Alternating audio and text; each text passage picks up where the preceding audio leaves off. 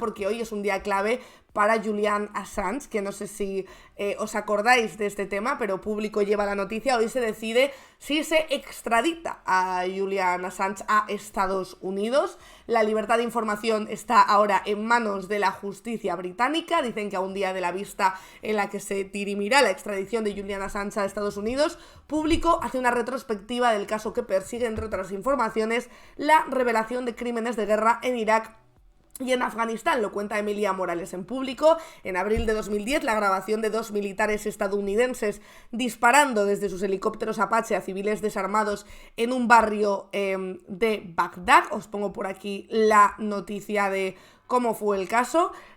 Corrió como la pólvora en internet. El ataque en el que fueron asesinadas 12 personas había tenido lugar en julio de 2007 durante una de las muchas incursiones militares de Estados Unidos en la región aquel año. El vídeo fue publicado por Wikileaks gracias a la filtración de una fuente anónima. El portal había sido fundado en 2006 por Assange con el objetivo de divulgar las injusticias de gobiernos opresores. El vídeo de los asesinatos de Irak fue solo una de las muchas filtraciones difundidas en esta web que sacudieron el mundo, a la que se sumaron los miles de documentos sobre la guerra en Irak y Afganistán, diarios de Afganistán, los cables diplomáticos que exponían los entresijos de la política exterior estadounidense, el Cablegate, o las torturas en la prisión de Guantánamo.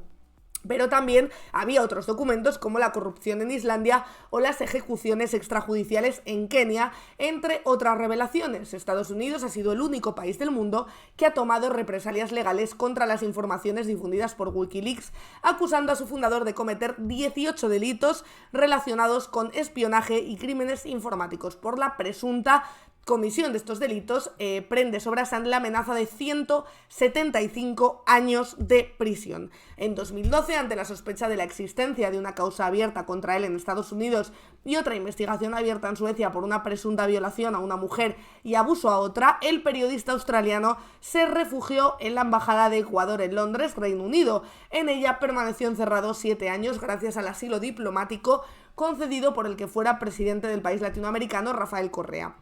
La llegada de Lenín Moreno al gobierno de Ecuador en 2017 supuso el cese del refugio político de Assange y su expulsión de la embajada. En 2019, el periodista fue sacado a rastras de ella y encerrado en la prisión de máxima seguridad en Belmarsh, en Reino Unido, dando comienzo su proceso de extradición a Estados Unidos. Tras 4 años de lucha legal, la defensa del periodista juega este 20 y 21 de febrero su última carta para impedir la entrega a Washington.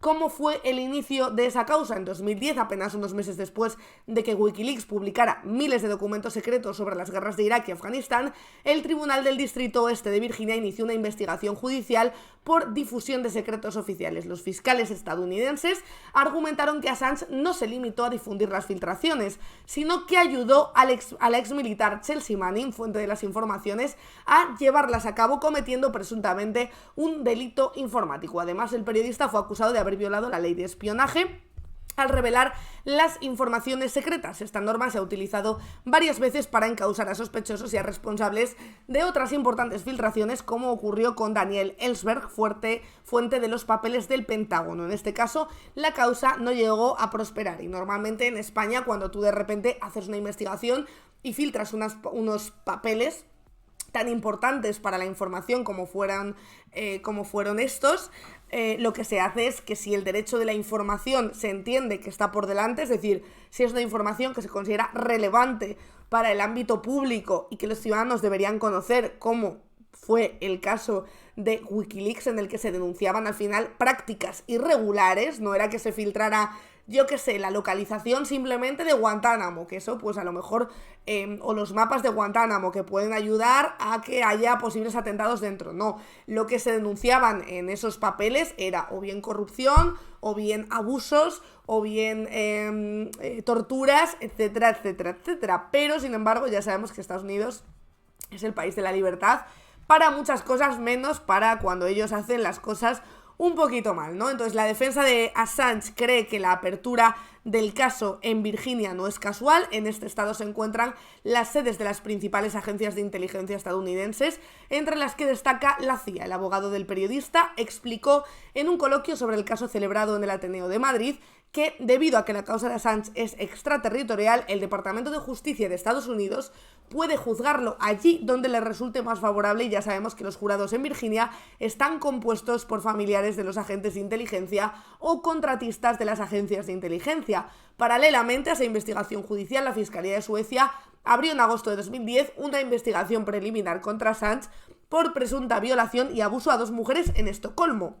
En 2012, la justicia sueca pidió a Londres la extradición del australiano. La petición fue aprobada por el Tribunal Supremo del Reino Unido, momento en el que el fundador de Wikileaks solicitó el asilo diplomático en Ecuador. Ante la negativa del Reino Unido de facilitarle un salvoconducto, en junio Assange se refugió en la embajada ecuatoriana en Londres, donde residió hasta abril de 2019. La defensa de Assange justificó este movimiento en las fundamentadas sospechas que tenía de la existencia de una investigación judicial secreta en Estados Unidos contra el periodista por las publicaciones de Wikileaks. De hecho, entre 2010 y 2013, la fuente de las filtraciones había sido procesada y condenada por el caso Wikileaks. Por esta razón, la defensa vio en la aprobación de la extradición a Suecia la posibilidad de otra extradición encubierta a Estados Unidos. La investigación preliminar de los delitos sexuales contra Assange fue cerrada en 2019 por falta de pruebas. Aún así, la estancia de Assange en la embajada ecuatoriana no fue apacible. Durante varios meses, el periodista y aquellos que los visitaron fueron espiados por la CIA, que instaló sistemas de grabación en la embajada con la colaboración de la empresa española UC Global SL, encargada de la seguridad de la misión diplomática. Así lo reconoció un juzgado de Nueva York a finales de 2023. Con el cambio de gobierno en Ecuador y la llegada de Lenín Moreno, como decíamos, las relaciones entre Assange y su anfitrión se recrudecieron. De la parte diplomática se aludió a la falta de cumplimiento de unas normas de convivencia dentro de la embajada, del otro a la publicación de una investigación sobre el entramado offshore de Lenín Moreno y de la que el presidente hacía responsable a Wikileaks. Así que después de las tensiones, pues se retiró el asilo diplomático a Assange y se le expulsó de la embajada. Solo tras su detención por parte de las autoridades británicas, la justicia estadounidense hizo explícitos los delitos de los que acusaba al periodista. La detención dio inicio a un intercambio de recursos y apelaciones por su extradición a Estados Unidos. A 3 voces sobre su defensa, la justicia estadounidense y la británica. El primer paso de la defensa fue presentar ante el órgano judicial competente 8 puntos de apelación contrarios a la extradición de Assange. Estos versaban sobre el error que supondría aprobar su entrega para enfrentar un proceso por sus opiniones públicas y exponer así la criminalidad de Estados Unidos. La defensa además argumentaba que es posible que Assange no sea sometido a un juicio justo, teniendo en cuenta, entre otras cuestiones, el espionaje al que le sometieron en la embajada de Ecuador.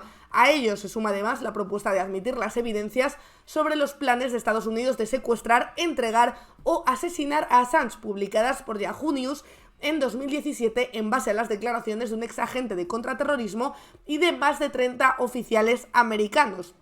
Consideran también que la del australiano es una causa política y que por tanto su entrega violaría el tratado de extradición entre Reino Unido y Estados Unidos, y además deja la puerta abierta a los estadounidenses a que modifiquen o añadan cargos que podrían exponer a Assange a condenas aún más duras, incluidas la pena de muerte. Así que ahí están intentando que Assange no sea extraditado a Estados Unidos porque entienden que de esta manera pues se violarían probablemente sus derechos. Estáis diciendo por aquí... hay una película, sí, yo la vi en el cine, creo, la película de hecho de Assange. Decís también por aquí, a ver qué os leo. No se puede hacer nada. Si no lo envían a USA, que no se preocupen, lo enviarán a Ruanda. Sí, desde luego Assange lleva años escondido y años huyendo de embajada en embajada, pero desde luego Estados Unidos parece ser que no ha cesado en su ímpetu por condenarlo o por, ya veremos cómo acaba, pero desde luego mañana, hoy es el último día para decidir si se le extradita o no, así que puede ser una noticia muy importante desde el ámbito internacional, pero también muy importante desde el ámbito periodístico, porque desde luego que a este tío de repente le metieran 100 años, 150 o le condenaran a la muerte, que lo mismo es básicamente, pues también evitaría que otros posibles periodistas o gente que quisiera y tuviera en su capacidad sacar a la luz informaciones que él entiende interesantes para el gran público y de violaciones de derechos humanos cometidos por su país, pues se echaran para atrás y pues Estados Unidos se pudiera blindar y pudiera blindar sus abusos y sus torturas de una manera pues mucho más fuerte de lo que lo ha hecho hasta ahora. Estáis diciendo por aquí, a ver, ¿de quién será la empresa esta? ¿Cuánto descarado cinismo muestra mucha gente de los medios? En esto los israelíes son expertos. Claro, veremos también cómo se ha espiado a Assange y cómo este espionaje a Julian Assange, pues puede suponer que le intenten meter por algo más y le condenen a pena de muerte. Desde luego es un caso que yo creo que muchos y muchas recordamos de hace años como, joder, qué guay Wikileaks, como un gran proyecto que de repente saca las vergüenzas de un montón de países, principalmente Estados Unidos, porque casi todos los documentos eran de ahí, pero también, como hemos visto antes, empresas offshore y cuentas offshore de otros países que no tenían que ver con Estados Unidos. Y claro, si de repente todo esto, todo este movimiento que generó él termina en prisión o en pena de muerte, pues creo que va a ser un golpe durísimo para el derecho internacional, para los periodistas, y creo, la verdad, que muchos periodistas y muchas periodistas deberían estar hablando de este tema e intentando que no se olvide que este señor, si es tan perseguido, es por haber sacado a la luz abusos, torturas y corrupción en diferentes países, y lejos de premiarle o de... oye, que sí, que es verdad que hay muchos periodistas que han sacado a la luz este tipo de cosas y se han tenido que esconder, ¿no? Pero, tío, yo creo que también los países tendrán que ver que si han hecho las cosas mal y les han sacado las vergüenzas, lo que no puede ser es que persigan a esta persona, porque básicamente lo que están haciendo es alargar la conversación. Si tú no persigues a esta persona y ya está, y lo dejas correr, ¿no? Y dices, pues mira, ya ha pasado esto y ya no le voy a hacer que se escondan embajadas, pues tarde o temprano, tristemente por el mundo en el que vivimos, se deja de hablar. Ahora, si tú cada poco estás espiándole, intentando ir a por él, intentando meterle nuevos delitos para ver si te lo dan, pidiendo la extradición y ahora diciendo que igual le puedes condenar a 150 años de cárcel, pues se va a seguir hablando del tema. O sea que tampoco me parece una decisión hiperinteligente desde el punto de vista del gobierno de Estados Unidos. Decís también por aquí que la culpa es del monopolio mediático que cambia la versión a la que les vaya más favorable. Bueno, en este caso yo creo que los que han intentado vender un Assange que comete otros delitos, que ya sabéis que se cerró por falta de pruebas y no sería la primera vez que Estados Unidos imputa un cargo por ejemplo, violación o agresión sexual, que sabe que los medios de comunicación pues van a dejar a lo mejor de hablar del tema, porque ahí ya no hablamos del mismo tipo de delito que sería ese filtrar documentos o ese ataque informático. No es la primera vez que intentan imputar un cargo de este tipo, que luego no tiene pruebas sustanciales, precisamente para que se lo extraditen y luego él condenarle por otras muchas cosas, ¿no? La denuncia sueca de la doble violación hemos leído que se archivó por falta de pruebas en 2019. Por eso os digo que no...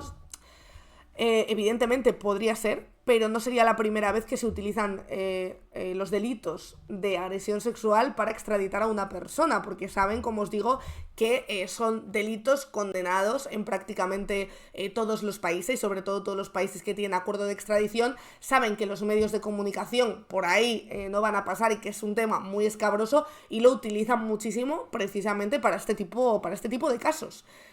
O sea que no habría sido tampoco raro. Decís también por aquí...